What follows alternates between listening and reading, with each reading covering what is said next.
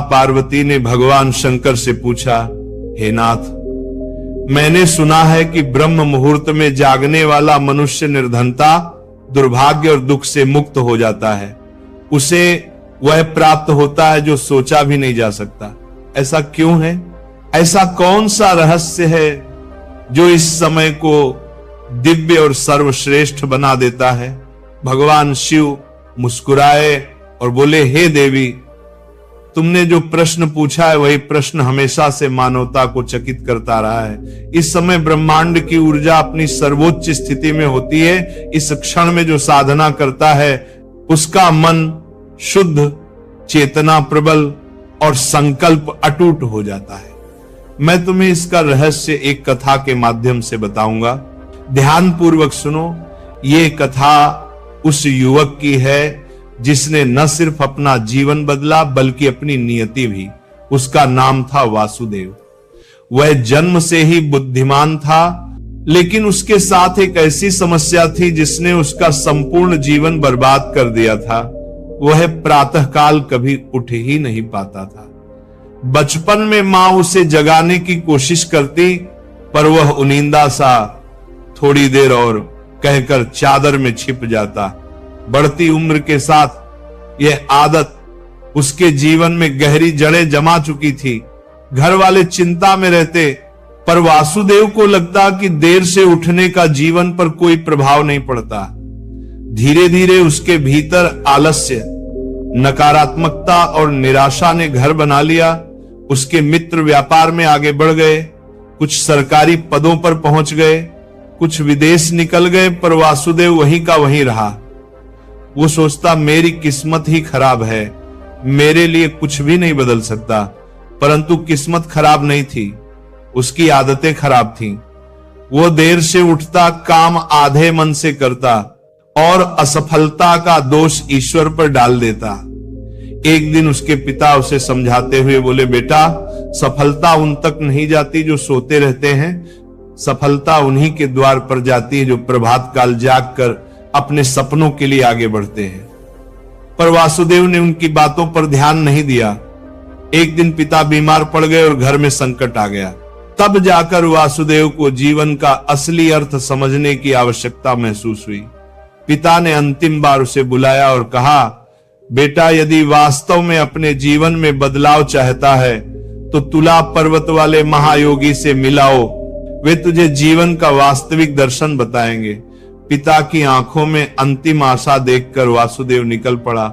यह यात्रा आसान नहीं थी। घने जंगल, कठिन रास्ते और ठंडी हवाएं, परंतु पहली बार उसके भीतर एक दृढ़ता जागी थी।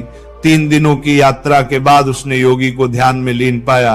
वो उनके चरणों में गिरकर बोला, गुरुदेव, मेरे जीवन में हर ओर असफलता है, मैं चाहकर भी बदल नहीं पाता, कृपा करें मुझे सही मार्ग दिखाएं। योगी ने शांत स्वर में कहा, पुत्र, जो जीवन के सबसे महत्वपूर्ण समय को व्यर्थ कर देता है वह सफल होने की अपेक्षा कैसे कर सकता है? तू ब्रह्म मुहूर्त में सोता है और सोते हुए व्यक्ति के पास भाग्य भी सो जाता है। वासुदेव ने सिर झुकाकर पूछा, गुरुदेव, क्या मैं बदल सकता हूं? योगी बोले, हर मनुष्य बदल सकता है यदि वह स्वयं को बदलने का संकल्प ले, परंतु इसके लिए तुझे एक नियम का पालन करना होगा। 21 दिनों तक ब्रह्म मुहूर्त में उठना होगा। ये तुझे केवल जगाएगा नहीं। माता पार्वती ने भगवान शंकर से पूछा। 3 दिनों की यात्रा के बाद उसने योगी को ध्यान में लीन पाया। वो उनके चरणों में गिरकर बोला, गुरुदेव, मेरे जीवन में हर ओर असफलता है, मैं चाहकर भी बदल नहीं पाता, कृपा करें मुझे सही मार्ग दिखाएं। योगी ने शांत स्वर में कहा, पुत्र, जो जीवन के सबसे महत्वपूर्ण समय को व्यर्थ कर देता है वह सफल होने की अपेक्षा कैसे कर सकता है? तू ब्रह्म मुहूर्त में सोता है और सोते हुए व्यक्ति के पास भाग्य भी सो जाता है। वासुदेव ने सिर झुकाकर पूछा, गुरुदेव, क्या मैं बदल सकता हूं? योगी बोले, हर मनुष्य बदल सकता है यदि वह स्वयं को बदलने का संकल्प ले, परंतु इसके लिए तुझे एक नियम का पालन करना होगा। 21 दिनों तक ब्रह्म मुहूर्त में उठना होगा। ये तुझे केवल जगाएगा नहीं बल्कि तेरे भीतर उस शक्ति को प्रकट कर देगा जो अभी सुप्त है। वासुदेव ने वचन दिया, गुरुदेव मैं हर हाल में यह संकल्प पूरा करूंगा। योगी ने कहा, यह केवल उठने का नियम नहीं है, यह अपने भाग्य को पुनर्लेखित करने की साधना है। जो इसे निभा लेता है वह असंभव को भी संभव कर देता है। बस वहीं से उसकी नई यात्रा शुरू होती है। वासुदेव की नई यात्रा उस क्षण से शुरू हुई जब उसने योगी के समक्ष ये प्रतिज्ञा ली कि वह 21 दिनों तक ब्रह्म मुहूर्त में उठकर साधना करेगा। पर उसे बिल्कुल अंदाजा नहीं था कि यह मार्ग कितना कठिन, कितना तपस्वी और कितना रूपांतरकारी होने वाला है। पहले ही दिन ब्रह्म मुहूर्त का समय आते ही, जब आकाश में तारों की अंतिम चमक हल्की पड़ रही थी और मैदानों में हल्की धुंध तैर रही थी, वासुदेव की नींद गहरी जड़ के समान उसे जकड़े हुए थी। उसने आंखें खोलने की कोशिश की, पर पलकें पत्थर सी भारी थी, शरीर बोझिल था, मन उदास था और भीतर से आवाज आ रही थी, सो जा, अभी रात बाकी है। लेकिन उसी क्षण उसे अपने पिता का वह कमजोर चेहरा याद आया, जो बीमारी से जूझते हुए उम्मीद से उसकी ओर देख रहा था। जैसे किसी ने भीतर आग जला दी हो। वह झटके से उठा और ठंडे जल से अपने चेहरे पर छींटे मारे। उसकी साधना का पहला दिन शुरू हुआ। योगी ने उसे ध्यान का पहला अभ्यास दिया। पुत्र, जब तू बैठता है तो रीढ़ सीधी रख, आंखें बंद कर और श्वास पर ध्यान लगा। मन भटकेगा, बहुत भटकेगा, लेकिन तू उसे बार बार श्वास पर ही टिकाना। वासुदेव ने ऐसा ही किया। शुरुआत में मन 100 दिशाओं में भाग रहा था, कभी बचपन की बातें, कभी असफलताएं, कभी भविष्य की डरावनी कल्पनाएं। वह परेशान हो गया। पर योगी का वचन याद आया, साधना में पहला शत्रु मन ही होता है और इसे जीतने वाला जगत को जीत लेता है। धीरे धीरे वह शांत होने लगा। पहला दिन कठिन था, फिर भी उसने पूरा किया। दूसरे दिन ठंड और बढ़ गई थी, हवा हड्डियों तक चुभ रही थी, बाहर नमी थी, वह भीतर से कांप रहा था। उसका शरीर जैसे कह रहा था, आज रहने दे, कल से शुरू कर लेना। पर आज वह वासुदेव नहीं था जो हमेशा बहाना ढूंढता था। आज वह वासुदेव था जिसने दुखों से भरे जीवन का अंत करने का निर्णय लिया था। वह उठा धकते हृदय और कांपते शरीर के साथ और फिर ध्यान स्थल पर पहुंचा। तीसरे दिन एक नया संघर्ष आया, नींद के साथ नहीं बल्कि क्रोध और बेचैनी के साथ। ध्यान में बैठते ही मन अचानक चिड़चिड़ा हो गया।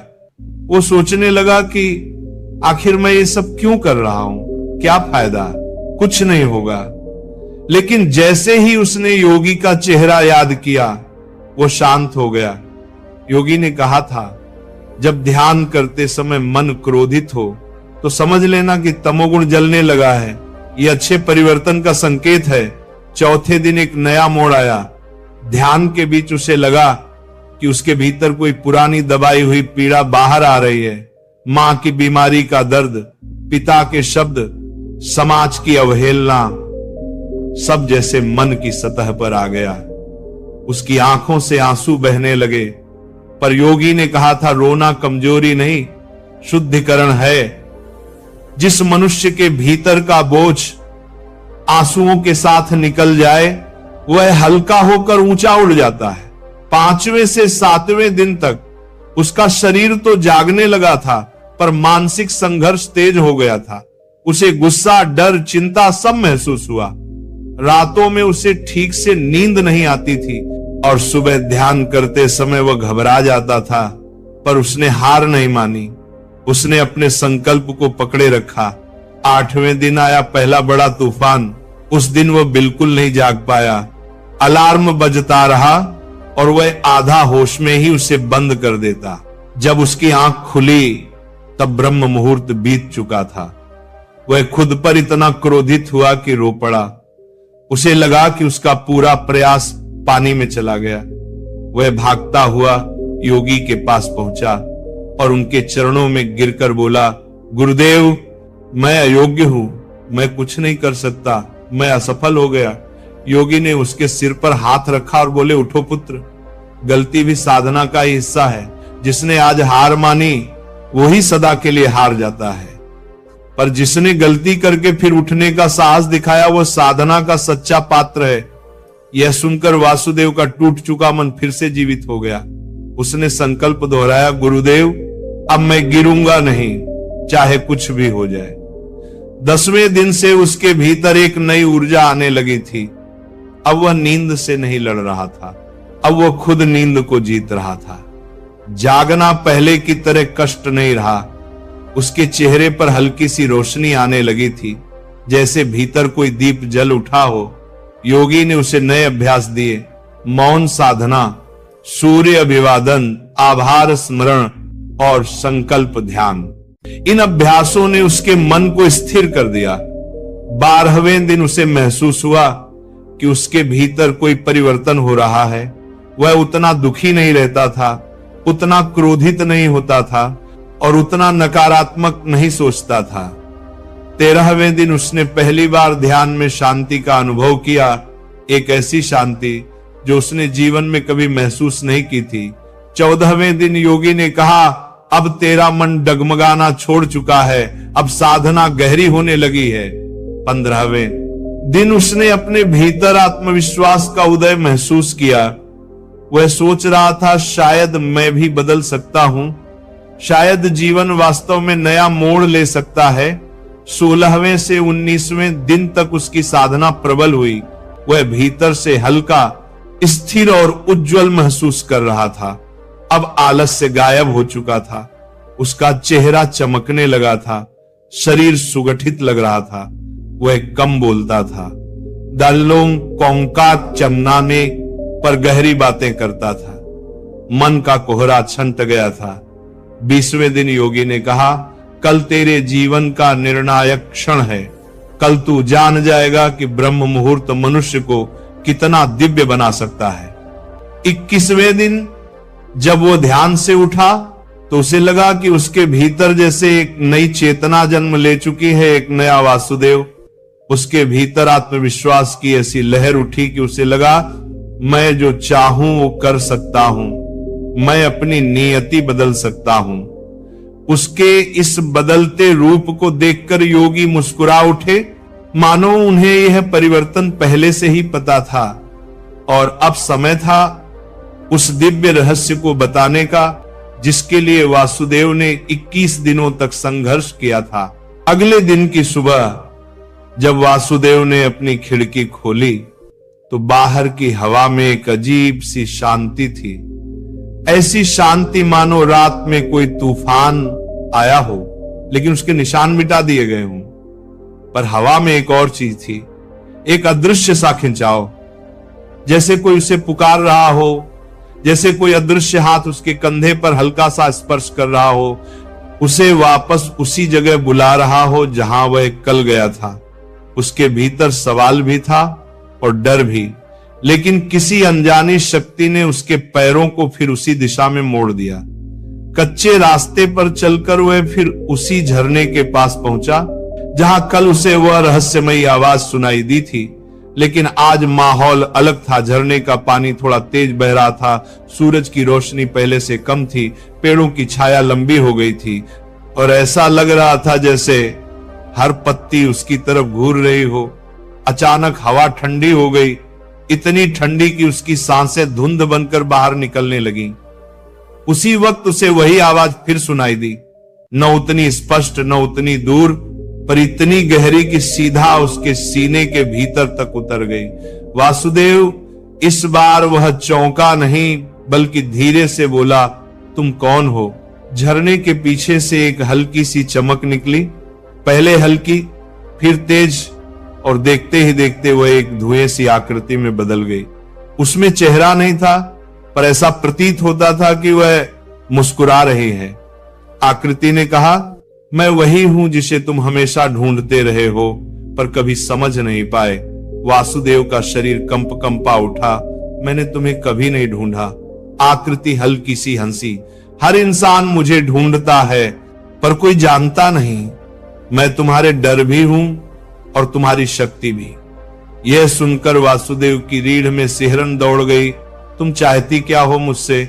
हवा अचानक तेज हुई और आकृति पूरे कद में फैल गई। तुम्हें समझ देना, तुम्हें वो दिखाना जो तुम्हारी आंखें नहीं देख पाती पर तुम्हारा दिल रोज महसूस करता है।